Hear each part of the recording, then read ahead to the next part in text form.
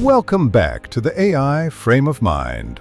If you've been with us through this series, you've already felt the shift from chaos to rhythm, from noise to breath, from surviving the day to shaping it. This is video 6 in our Foundations and Routines series, and today we go deeper into time. That's what we're here for, in place. Even with goals written down, it's easy to feel like the week just disappeared. Have you ever felt that? You look back at the last 7 days, and it's all a blur. You were busy, constantly. But what changed? What got clearer? What did you learn? And most importantly, are you still moving in the direction you want to go?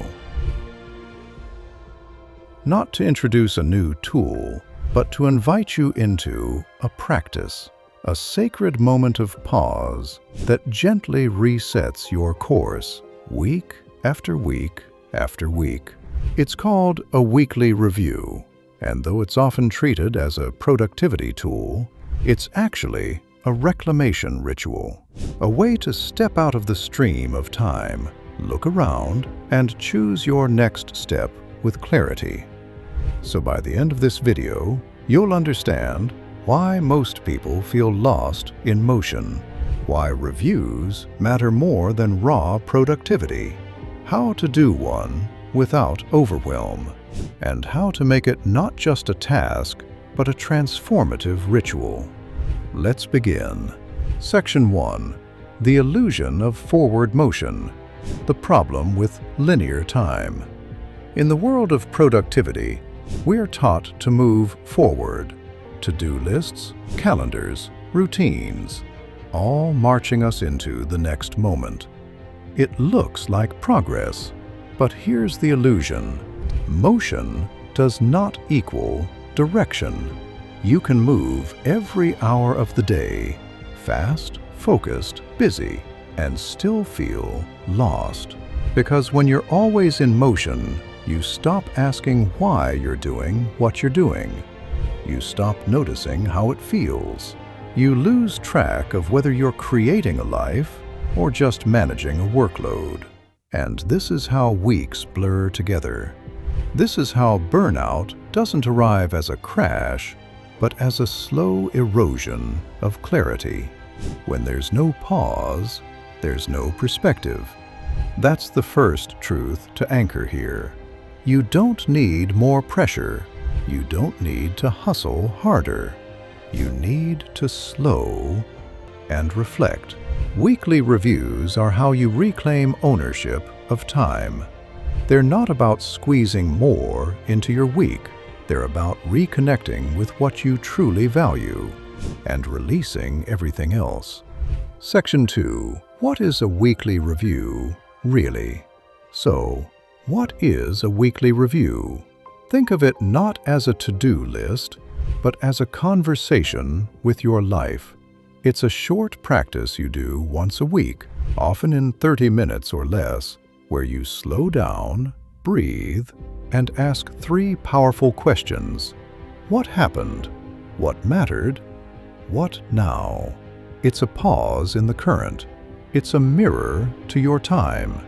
It's a way to listen to the subtle voice that gets drowned out by urgency. In a world that rewards doing, a review rewards awareness. And here's the paradox. The more time you take to reflect, the more efficient, creative, and aligned your actions become. Because when you stop chasing every task and start noticing your real priorities, your week reshapes itself around what matters most. This is a portal, one that leads not to more productivity, but to more presence. Section 3. Why weekly reviews actually work. So why does this practice work so powerfully, even though it looks almost too simple? Why does sitting down once a week with a notebook and your calendar create such a deep shift in how you live, work, and feel? The answer is this. Weekly reviews don't just organize your tasks, they reorganize your relationship with time. Most people move through life in reaction mode, responding to urgency, messages, obligations, expectations. But reflection interrupts that pattern, and interruption is where change begins. 3.1. Closure. Releasing the mental weight. Let's start with something subtle but profound. Closure. Every unfinished task you carry, every half-done project, unanswered message, postponed decision, creates a tiny open loop in your mind. Individually, they seem harmless, but together, they form a constant background noise, a sense of being behind, a low-grade pressure you can't quite name. During a weekly review, something important happens. You look at these loose ends and you make a conscious choice. You decide, this moves forward, this gets scheduled, this gets delegated, this no longer matters. And the moment you decide, your nervous system relaxes. Because your brain doesn't need everything finished, it needs everything accounted for. Week by week, this creates trust. Trust that nothing is falling through the cracks. Trust that you will come back and check in again. And that trust frees up an incredible amount of mental energy. 3.2. Pattern recognition. Letting the week teach you.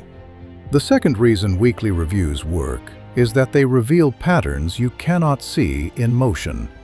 When you're inside the week, everything feels isolated. One meeting, one task, one bad day. But when you zoom out, a story emerges. You begin to notice things like tasks you avoid every single week, days where your energy consistently dips, activities that energize you far more than you expected, commitments you keep agreeing to but secretly resent. These are not failures, they're signals. Your week is constantly communicating with you. Weekly reviews teach you how to listen. And when you start listening, you stop trying to force productivity and begin shaping your life around truth. This is how sustainable productivity is built, not on pressure, but on awareness. 3.3. Identity. Becoming someone who reflects. There's one more reasons weekly reviews are so powerful, and this one operates quietly, beneath the surface. Over time, they change how you see yourself. When you sit down week after week and reflect, you begin to internalize a new identity, not consciously at first, but gradually. You become someone who pays attention, learns from experience, adjusts instead of giving up, honors time instead of racing it. And when identity shifts, behavior follows naturally. You don't need to force consistency anymore. You are consistent, because reflection is now part of who you are. This is the deepest form of motivation, the kind that doesn't burn out. Section 4. How to do a weekly review. Now, let's ground this practice so it feels simple, doable, and human. A weekly review doesn't need to be complicated. It needs to be intentional. Think of it as moving through 3 spaces: the past, the present, and the future. Step 1. Look back without judgment. Begin by looking back at your week. Open your calendar, your task list, your notes. Let your memory walk through the days slowly. Ask, what did I plan? What actually happened? What surprised me?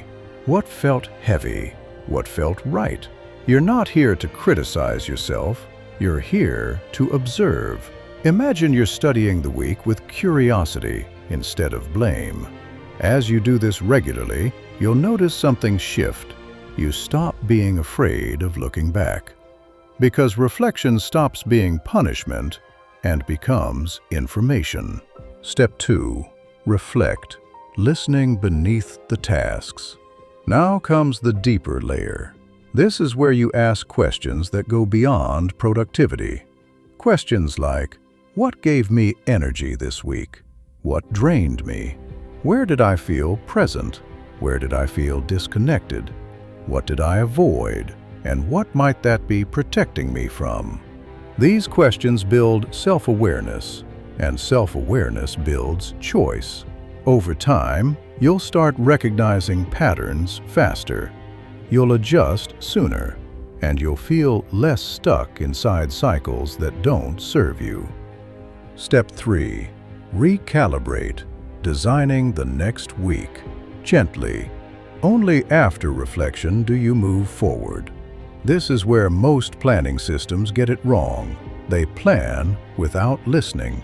Here, you plan with the information your week just gave you.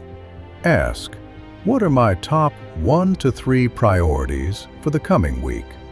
What deserves my best energy? What can I let go of? How do I want this week to feel? Notice the difference. You're not stuffing your calendar, you're shaping your experience. When you plan this way, your week feels intentional instead of overwhelming. And even when things go off course, you trust yourself to come back and recalibrate again. Section 5. Ritual creation. This is where the practice becomes transformative. Turn your weekly review into a ritual. Choose a consistent time, same day, same general hour, maybe Sunday evening when the world feels quieter, or Friday morning before the week dissolves. Create a sensory anchor, a candle, a specific playlist, a warm drink, the same notebook and pen. As you repeat this, your body begins to recognize the ritual automatically. You sit down, and your mind softens. You don't have to push yourself into reflection. You arrive there naturally. This is how habits stick, not through discipline, but through familiarity and safety. Eventually, this becomes the moment where you return to yourself each week, and you may notice you start craving this pause, not because you have to, but because it feels grounding. A weekly review is not about control, it's about connection. Connection to your time, connection to your energy, connection to the direction you're moving in. One pause each week can prevent months of drifting. One moment of reflection can save years of misalignment. So don't overthink it. Choose a time, create a small ritual, sit down with your week, listen to what it's been teaching you, and trust that clarity will follow. If this resonated with you, subscribe to the AI Frame of Mind, and in the comments, tell me, when will your weekly review live, and what do you hope it helps you change?